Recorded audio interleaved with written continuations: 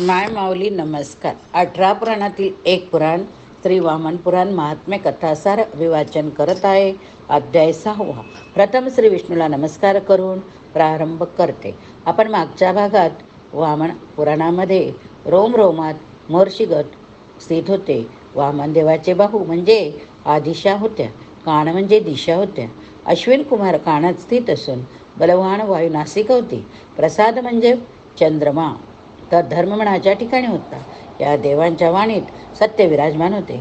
जिभेवर सरस्वती देवी, मानेवर देवीची माता आदिती देवी स्थित असून त्यांच्या भोवती विद्येचे वलय होते. स्वर्गाचे दार मित्र असून त्वष्टा कुशा देवता दोन भुयात समाविष्ट होत्या. वामन देवाच्या मुखात वैश्वानर विराजमान होता. प्रजापती ऋषण होते. ब्रह्मदेव यांच्या हृदयात होते. कश्यप मुनी पुडस्व होते. वामन देवाच्या पाठीमागे वसुदेव असून सांध्यामध्ये मरुतदेव रुद्रगण वक्षस्थळात होते. महासागर म्हणजे त्यांचे धैर्य. त्या वामन देवांच्या उदरात गंधर्व महानवला असलेले मरुतगण होते. लक्ष्मी, मेधा, हत्ती, कांती या देवता आणि सर्व विद्या त्यांच्या कटीमध्ये स्थित होत्या. हे सर्व देव ज्योती स्वरूपात होते. वामनदेवाच्या शरीरात समस्त वेद आणि यज्ञसुद्धा होते बरं का. अशा प्रकारे वामनदेव सर्व देवमय स्वरूपाचे जणू एक केंद्र झालेले पाहून दिव्यांच्या ज्योती जवळून जसे पतंगाचे किडे दूरून न जाता तेथेच घुटमळतात, तसेच ते दैत्य वामनाजवळ घोटाळत होते. प्रारंभी दिसणारा लहान असलेला हा वामन जेव्हा विषारूपी झाला तेव्हा तो म्हणाला, हे दैत्यराज, तू संकल्प सोडून मला 3 पावले जमीन देण्याचे ठरवले. तुझ्या संकल्पाने मी प्रसन्न झालो. तू चांगले जीवन जगशील. वैवस्वत म्हणवंतर झाल्यावर तू ह्या पुण्याच्या जोरावर इंद्रपद भुगशील. यावेळी मी तुझेही राज्य इंद्राला दिले. तू माझी भक्ती केली असल्याने सुतळात असलेले पातळाचे राज्य तू आता भोग. त्या ठिकाणी शेकडो प्रासाद आहोत. ते तुझ्या ताब्यात घेऊन देवसुरांचे पालन कर. तेथे असलेल्या देव विप्र यांच्याशी तू चांगला वाग. जोपर्यंत तू निर्विवाद भावनेने तेथे राज्य करशील तोपर्यंत तेथे सर्वत्र ऐश्वर्य भोगशील. अशा प्रकारे बळीराजाला वरदान देऊन इंद्राला त्याचे राज्य परत देऊन वामन आपले तेथील काम सोपवून पुन्हा स्वस्थानी परत गेले. इंद्राने पुन्हा पहिल्यासारखे नियमपूर्वक त्रिभुवनाचे शासन केले. राजा बळीने सुद्धा पाताळात आश्रय घेऊन तेथील राज्य वामनाच्या सांगण्याप्रमाणे करण्यास प्रारंभ केला. अध्याय 32. सरस्वती स्तोत्र. ऋषी म्हणाले, भगवान, सर्व नद्यात उत्तम असलेली सरस्वती नदी कशा प्रकारे उत्पन्न झाली? ती कुरुक्षेत्राकडे कशा प्रकारे वाहत आहे? तिच्या क्षेत्रात तीर्थक्षेत्रे कशी निर्माण झाली? ही नदी कोठे दृश्य तर कोठे अदृश्य गतीने कशा प्रकारे वाहत आहे? लोमहर्षण मुनी म्हणाले, ही सनातनी सरिता म्हणजे काय? प्राचीन नदी लक्ष वृक्षाच्या मुळाजवळून निर्माण होत आहे. ही नदी अनेक मोठमोठ्या पर्वतांना भेदून नंतर द्वैतवनात पुढे वाहत जाते. या नदींच्या उगमस्थानाला पाहून मार्कंडेय मुनींनी तिला नमस्कार केला. तिचे स्तवन करताना म्हटले होते, हे सरस्वती देवी, तुझे हे परमस्वरूप मला शब्दाने वर्णन करता येत नाही. दुसरे सुद्धा कोणी वर्णन करू शकत नाही. अशा प्रकारे त्या मार्कंडेय मुनींनी त्या नदी देवतेची स्तुती केली. त्यावेळी ती नदी जणू त्या मुनींना म्हणाले, हे विप्रा, तू जेथे मला घेऊन जाशील तिकडे मी जाईल. मार्कंडेय म्हणाले, तू प्रथम ब्रह्मसरोवराकडून नागसरोवराकडे जा. नंतर कुरुच्या भूमीतून म्हणजे कुरुक्षेत्रातून वाह. त्या मुनींच्या शब्दाप्रमाणे ती नदी त्या भागातून वाहू लागली. अध्याय 33. सरस्वती वर्णन. महर्षी लोमहर्षण पुढे म्हणाले, अशा प्रकारे मार्कंडेय मुनींचे कथन ऐकून सरस्वती नदीचा तो प्रवाह हलके हलके कुरुक्षेत्रापर्यंत वाहत गेला. नंतर तो प्रवाह तेथून पश्चिम दिशेला वळून वाहू लागला. या ठिकाणी नदीच्या काठी शेकडो तीर्थ निर्माण झाली. वाईट कृत्य करणाऱ्याच्या पापाचा क्षय करणारे स्थान हे होते.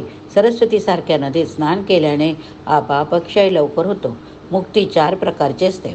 ब्रह्मस्वरूपात ज्ञान प्राप्त करणे, गया तीर्थात जाऊन पितराचे स्नान करणे, कुरुक्षेत्रात जाऊन निवास करणे, गृहात मृत्यू प्राप्त करणे, या 4 गोष्टी मुक्तीत येतात. सरस्वती दृशतवती या 2 नद्यांचा जो अंतर्भाग आहे तो देवांनी निर्माण केला, म्हणून त्याला ब्रह्मावर्त असे म्हणतात. ब्रह्मवेदी कुरुक्षेत्र पुण्य सरोवराजवळ आहे. या सरोवराजवळ ज्याला नित्य राहायला मिळते त्याला चांगले जीवन प्राप्त होते. कुरुक्षेत्रात प्राणत्याग केल्याने पतन होत नाही. या ठिकाणी राहण्याची आकांक्षा देव, मुनी, सिद्ध, चारण, गंधर्व, अप्सरा, यक्ष श्रद्धायुक्त भावनेने साणू महासरोवरात स्नान करावे. मनाद्वारे जी कामना केली जाईल ती तेथील स्नानाने पूर्ण होते. अध्याय 34.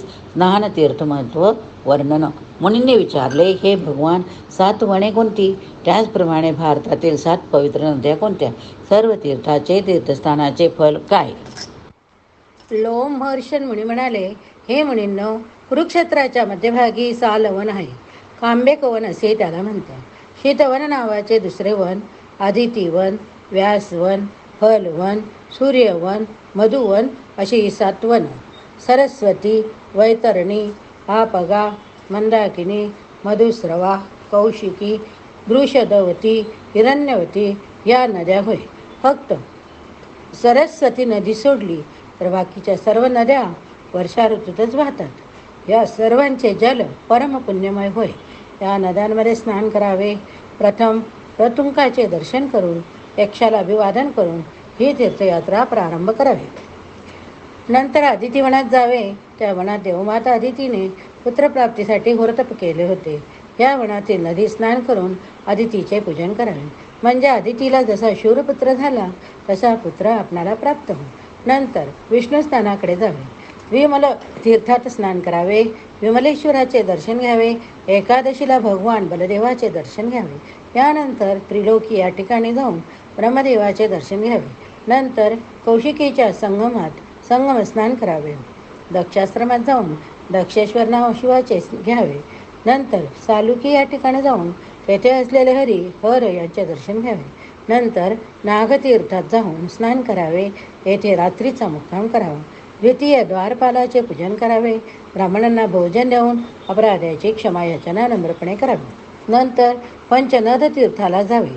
भगवान रुद्राने दानवांसाठी महाविष्ण 5 नद्यांची निर्मिती केली. त्रैलोक्यामध्ये कोटी तीर्थ अत्यंत प्रसिद्ध. या तीर्थात मनुष्याचे स्नान करून कोटीश्वराचे दर्शन घेतल्यास त्याला 5 यज्ञ केल्याचे फळ प्राप्त होते.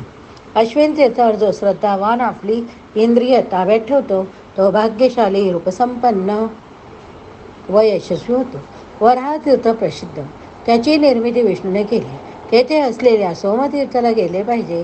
तेथे चंद्र तपश्चर्या करून व्याधीमुक्त झाला होता. तेथे सोमेश्वराचे दर्शन घेऊन स्नान केल्यास मनुष्याला राजसूय यज्ञाचे पुण्य प्राप्त होते. तेथेच भगवान भूतेश्वर आहे. ज्वालमालेश्वराचे स्नान आहे. हंस नावाच्या तीर्थात स्नान केल्याने गोधनाचे पुण्य प्राप्त होते.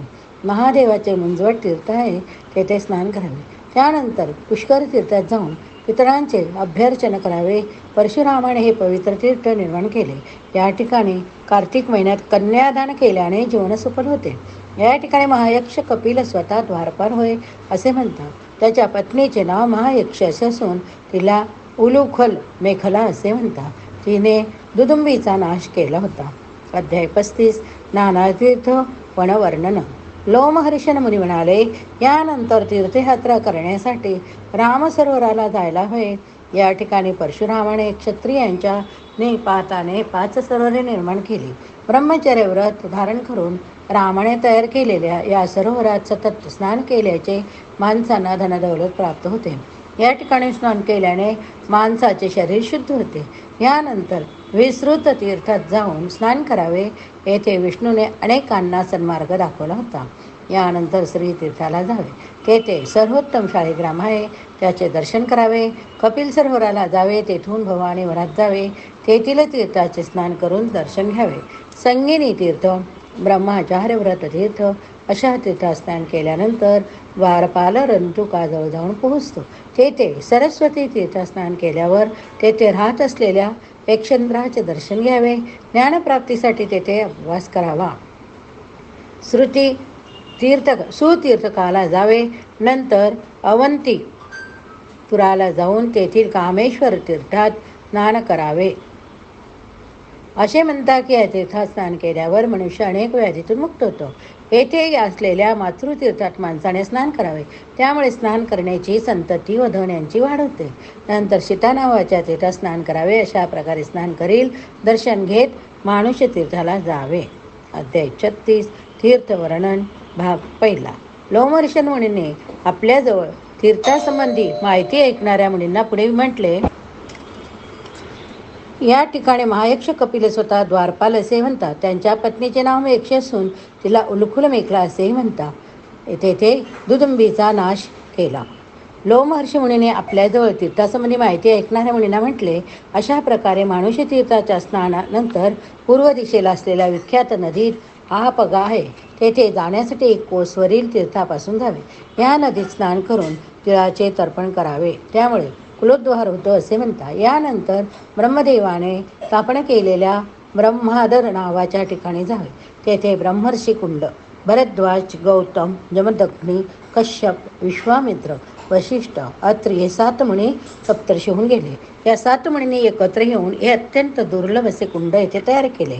ब्रह्मदेवाने या कुंडाला भेट दिली. कपिलस्य नावाचे तीर्थ येथे रुद्र केदार नावाचा देव वास करतो. यानंतर कलस्वी या ठिकाणी गेले असता तेथे देवीचे स्थान आहे. तीच देवी दुर्गा, कात्यायनी, भद्रा, माया, सनातनी म्हणून ओळखली जाते. या कलस्वी नदीत स्नान करून या देवीचे दर्शन घ्यावे. नंतर सारक तीर्थाला जाते. कृष्ण पक्षाच्या चतुर्थी तिथीला तेथे महेश्वराचे दर्शन करावे, म्हणजे आपले इच्छित मनोरथ पूर्ण होतात. तेथून इडा स्पद तीर्थाला जावे. सरक तीर्थाच्या पूर्वेला त्रैलोक्य तीर्थ, नरसिंह तीर्थ धारण करून याच ठिकाणी हिरण्यकश्यपू दानाचा विष्णूने नाश केला होता. उत्तम तीर्थाला जावे. तेथून त्रिविष्टम तीर्थाला जावे. येथे वैतरणी नावाची नदी असून तिच्या स्नान करावे. रसावर्तन तीर्थाला जावे. चैत्र महिन्यातील शुक्ल पक्षातील चतुर्थीला अललेखेक तीर्थात स्नान करून शंकराचे पूजन केले असता मनुष्याला पुण्यलाभ होतो. उत्तम फलवनातील तीर्थासाठी यानंतर जावे. तेथे देव, गंधर्व, साध्य मुनी असे लोक तपासाठी राहता. दुषदवर्ती नदीत स्नान करून तेथील देवांचे दर्शन घ्यावे. तेथे या फलवनात केलेले श्राद्ध या तीर्थातील श्राद्धाच्या इतकेच फलद आहेत. त्यानंतर समूहान तीर्थ, पाणीखात तीर्थ, मिश्रण तीर्थ येथे स्नान करावे. या मिश्रण तीर्थात महात्मा व्यासांनी दधीचीसाठी अनेक तीर्थाचे मिश्रण केले. त्यामुळे तेथे स्नान केल्याने अनेक तीर्थात स्नान केल्याचे फळ प्राप्त होते. मनोजवर तीर्थ, मधुवन तीर्थ करून मनुष्याने कौशिकीच्या संगमावर जावे. तेथे स्नान केल्यावर व्यासस्थल लिहिला जाता येते. तेथे व्यासाने पुत्रशोकाने दुःखित झाल्यामुळे देहत्याग करण्याचा निश्चय केला. त्यावेळी देवांनी त्याला त्याचा पुत्र परत दिला होता. म्हणून जो या ठिकाणी जाऊन स्नान करतो त्याला सहसा पुत्रशोक करावा लागत नाही. अशा प्रकारे अनेक तीर्थात स्नान करून कुलोत्तारण तीर्थाला पोहोचावे. येथे स्नान दर्शन केल्याने मनुष्याचे 4 आश्रम त्याला सुव्यवस्थित प्रकारे पार पाडण्याचे बळ प्राप्त होते. अध्याय 37 तीर्थवर्णन भाग 2. लोमहर्षण मुनी म्हणाले, हे मुनींनो, अशा प्रकारे यात्रिकाने पुढे तीर्थस्नान दर्शन करीत करीत पवन सरोवराला जावे. तेथे स्नान करून महेश्वराने चे दर्शन घ्यावे. त्यामुळे संपूर्ण दोष दूर होता. त्यानंतर शिलपाणीच्या हनुमंत स्थानाला जावे. येथे देवगंधर्वाबरोबर हनुमान प्रगट झाले होते. सरस्वतीमधील श्रीकुंज तीर्थ हे त्रिभुवनात सुप्रसिद्ध. येथे भक्तिभावाने स्नान करावे. त्यानंतर नैमिषकुंज नावाचे तीर्थ, तेथे माणसाने स्नान केल्यास सुचिता प्राप्त होते. तेथे आणखी अनेक प्रसिद्ध तीर्थ. हे द्विजश्रेष्ठनो, रावणाने वेदवतीचे केस हातात धरले त्यावेळी तिने पुण्यपणाला लावून त्याच्या वधाचा प्रयत्न करण्याचे ठरवून राजा जनकाच्या घरी जन्म घेतला. तीच सीता होय. ती श्रीरामाची पतिव्रता पत्नी. त्यानंतर सोमतीर्थाला जायला हवे. सोमदेवाच्या उग्र तपश्चर्येमुळे ते तीर्थ निर्माण झाले. त्या सोमतीर्थात स्नान करावे. नंतर सप्त सारस्वत हे त्रैलोक्यातील दुर्लभ तीर्थ. या ठिकाणी 7 सरस्वती एकत्र होऊन वाहतात. त्या 7 नावे पुढील प्रमाणे: सुप्रभा, कांचनाक्षी, विमला, मानसरदा, सरस्वत तोया, सवर्णा, हिमलोदका, प्रजापती. दक्षांच्या द्वारा जो यजन करीत होता त्याच्यामुळे सरस्वती गंगाद्वारला प्रगट झाली. तेथे महात्मा मंकनाने तिचे पूजन केले. अध्याय 38 मंकन कृत शिवस्तुती. मुनी म्हणाले, हे भगवान, मंकन नावाचे सिद्ध कोण होते? लोमहर्षण मुनीने उत्तर दिले, हे मंकन मुनी कश्यपाचे मानसपुत्र. वल्कणे धारण करून स्नान करण्यासाठी ते निघाले होते. ते नदीवर स्नान करू लागले. त्या नदीवर रंभा आदी अप्सरा स्नानासाठी आल्या. आपल्या सर्व वस्त्रांचा त्याग करून त्या आनंदाने स्नान करीत होत्या. त्यांना तसे स्नान करताना पाहून मुनींच्या मनात क्षोभ निर्माण झाला. त्यांचे वीर जलात पतित झाले. ते व्याधाने ग्रहण केले. त्यापासून जे 7 मरुतगण झाले ते म्हणजे वायू वेग, वायुबल, वायुहा, वायुमंडल, वायुपाल, वायुरेता, वायुचक्र हे. एकदा ह्या मंकनमणीच्या हातातून शाकरस स्रवित होत असलेला पाहून त्याला हर्ष झाला. तर त्या हर्षवायूने नाचू लागला. महादेवाने त्याला तशा अवस्थेत पाहिले. ते त्याला म्हणाले, मुनिश्रेष्ठा, अशा प्रकारे हर्ष होण्याचे कारण काय? आपण परमतपस्वी असूनही असे कसे वाहता? म्हणाला, माझ्या हातातून शाकरस वाहत असून त्यामुळे मी हर्षाने नाचत आहे. हे ऐकून मायेने मोहित झालेल्या त्या मुनीकडे पाहून महादेव हसत म्हणाले, यात हर्ष करण्यासारखे काय? असे म्हणून महादेवाने आपला अंगठा आपटला. त्यातून भस्म खाली पडताना पाहून मंकनमणी नम्र होऊन महादेवाच्या चरणावर नमस्कार करीत म्हणाला, मी महात्माशील पाणी देवाशिवाय अन्य कोणाला मानित नाही. आपण या जगाचे गुरु आहात. हे अनघा माझा तपक्षय न हो. अशा प्रकारे तेव्हा मंकनमणीने त्या महादेवाची स्तुती केली. तो नम्रपणे त्यांच्यापुढे उभा राहिला. महादेव म्हणाले, हे विप्रा, तुझे तप माझ्या कृपेने अधिकच सामर्थ्यवान होईल. मी तुझ्यावर प्रसन्न झाल्याने ह्या तुझ्याच आश्रमात आता राहणार आहे. आश्रमात हा सप्त सरस्वतात मी तुझ्यासह वास्तव्य करीन. अध्याय 39. औषण स तीर्थ महत्व. ऋषी म्हणाले, हे भगवान, रहोदर कोणत्या कारणामुळे ग्रस्त झाला आणि त्याला कशामुळे मोक्षप्राप्ती झाली आपण आम्हाला कथन करा. लोमहर्षण मुनी म्हणाले, हे मुनींनो, खूप वर्षापूर्वी दंडकारण्यात श्री राघवेंद्र राहत होते. त्यावेळी तेथे असलेल्या राक्षसांचा त्यांनी नाश केला. त्यावेळी एका राक्षसाचे डोके तीक्ष्ण धार असलेल्या शूराने कापले गेले. ते शीर त्या उन्हात तसेच पडून राहिले. ते शीर त्या रहोदर मुनींच्या मानेला झोपले असता चिकटले. त्याने खूप प्रयत्न करूनही ते काही त्यांच्या मानेपासून अलग झाले नाही. अनेक ठिकाणी ते तशा अवस्थेत तीर्थयात्रा करीत हिंडले. ते शीर तशा स्थितीत बाळगताना त्यांना खूप यातना होत होत्या. प्रयत्न करूनही ते मानेपासून अलग करता येत नव्हते. असं ते एकदा काही मुनी भेटले असता त्यांनी आपल्या या व्यथेबद्दल त्या मुनींना सांगितले. तेव्हा मुनी म्हणाले, हे औषण सती तीर्थाला जा, म्हणजे तू ह्या यातनातून मुक्त होशील. त्यांच्या सांगण्याप्रमाणे ते त्या तीर्थाला गेले. त्या तीर्थात वारंवार स्नान केल्यावर एके दिवशी राक्षसांचे शीर त्यांच्या मानेपासून आपोआप वेगळे झाले. ते पातकापासून व यातनापासून मुक्त झाले. नंतर ते आनंदाने आश्रमात आले. तेथील मुनींना घडलेले सर्व कथा त्यांनी सांगितली. सर्व मुनींनी त्या तीर्थाला कपालमोचन हे नाव दिले. तेथे विश्वामित्राचे सुद्धा एक अत्यंत प्रख्यात तीर्थ आहे.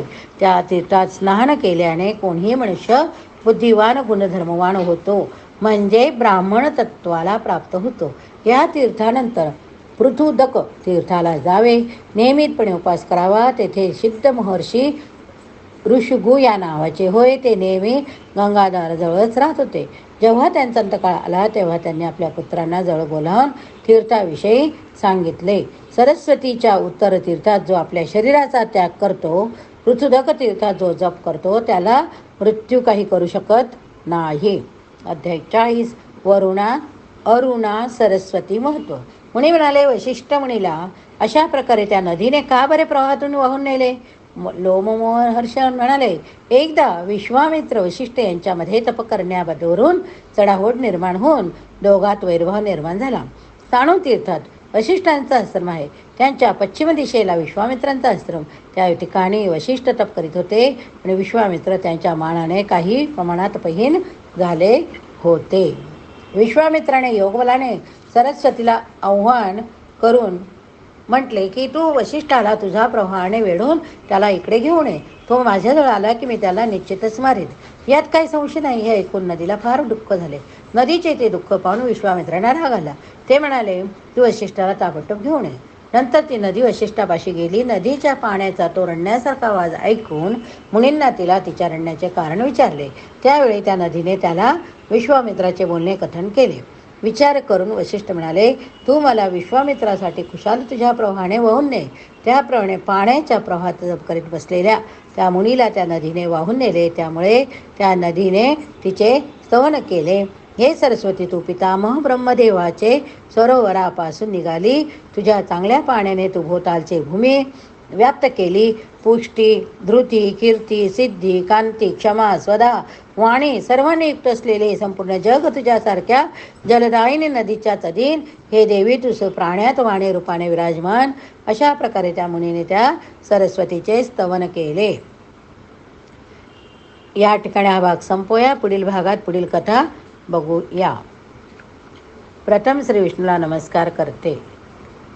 पुराणां सर्वशास्त्राणां प्रथमं ब्रह्मणा सुतम् उत्तमं सर्वलोकानां ज्ञानोपपादकम्.